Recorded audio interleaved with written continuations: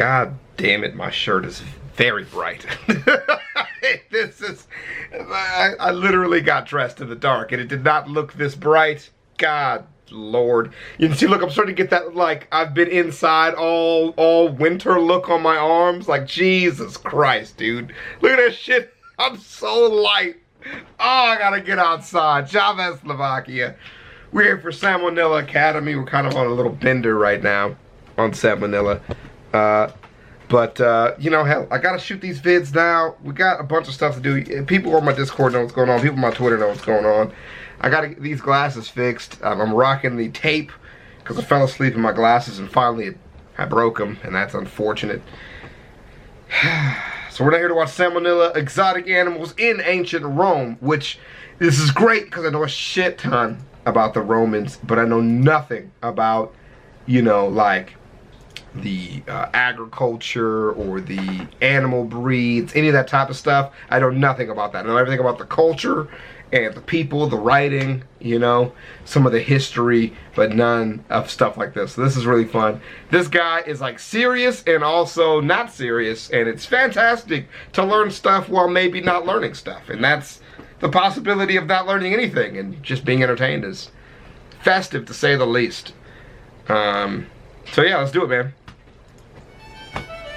It's that music too. God damn it. Exotic animals in ancient Rome. I'm ready. Hey kids, I was inspired to make this video while doing research on the ancient medicine man, Galen. Apparently, he would often do experiments on animals in order to learn more about the body, his favorite of which was the Barbary ape, due to its anatomical similarity to humans. Now when I say experiments, I don't mean push a button, get a peanut type things. I'm talking like Josef Mengele meets the plague dogs. He'd clamp their P-tubes shut just to watch their kidneys swell, cut their spinal cords in different places to see what went limp and what didn't, and squeeze their brains and make them go unconscious. Did anybody see that coming? Because the way that he draws it makes it seem like, oh, it's so cute and funny, and then it gets very gruesome and dark. To name a few. My initial reaction was, hey, that's neat. But then, after some thought, I was like, whoa, hold the phone. In 200 AD, you couldn't get a doorknob even. Yet, if you had the right resources, you could order a goddamn monkey. Many monkeys, in fact. That's what you think about? That's what you think about? The fact that they couldn't get doorknobs, but they know how to capture monkeys? A lot of places didn't have doors on the insides. They didn't need doorknobs. There's no doors. Some doors. Obviously there are some doors, but a lot of flappage.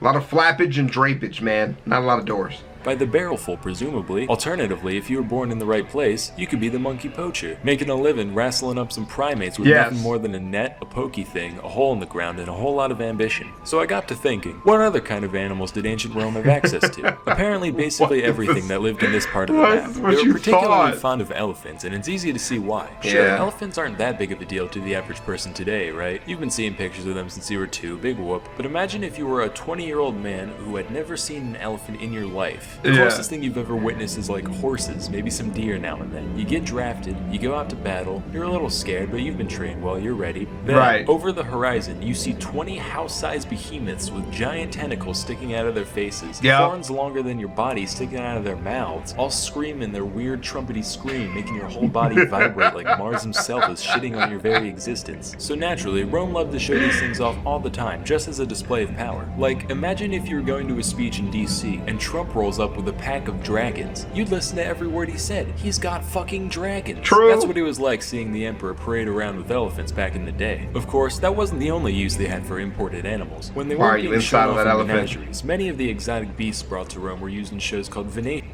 That's a banana. And that's a giant ant. And I don't even know what the fuck that is.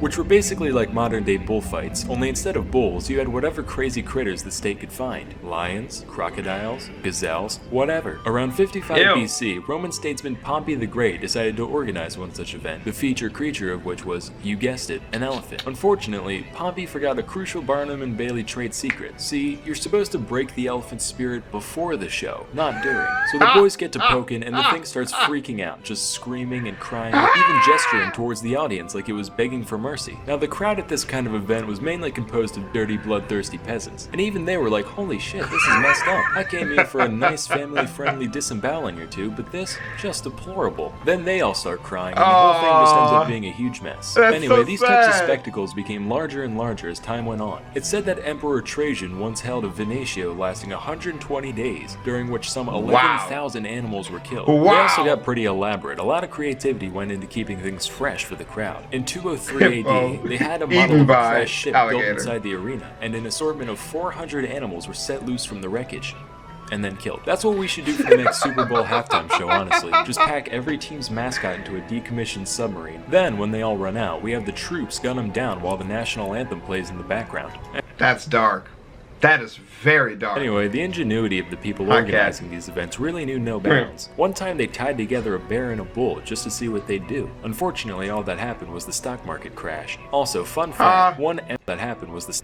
Shout out to my dad for putting on Jim Cramer during dinner.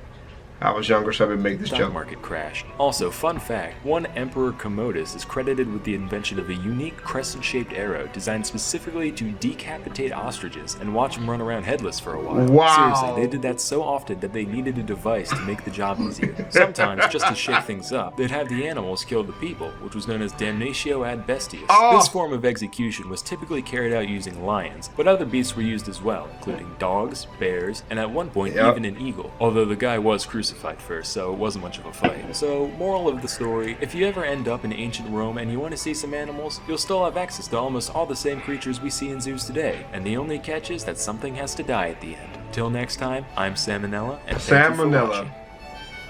Oh my gosh, Jesus! When CK first suggested to me Salmonella, it sat in the video suggestion forever. I mean, like, I didn't watch it for the longest time because I saw the animation, I started it, and I was like, I'm not really interested. And now I'm just like addicted to the guy's videos. The guy's so freaking interesting. So that's fantastic, man. So yeah, shout out to Salmonella. His creativity is great. His comedy is great. You know, the guy is just wonderful. So make sure you check out his channel. Thank you guys for the suggestions. Keep dropping them. I definitely am checking your guys' suggestions still in the suggestion chat. There are a ton, and you know, I might never get to all of them, but if you just keep them fresh, we'll keep it dropping. So yeah, I'll see you guys around, man. Peace.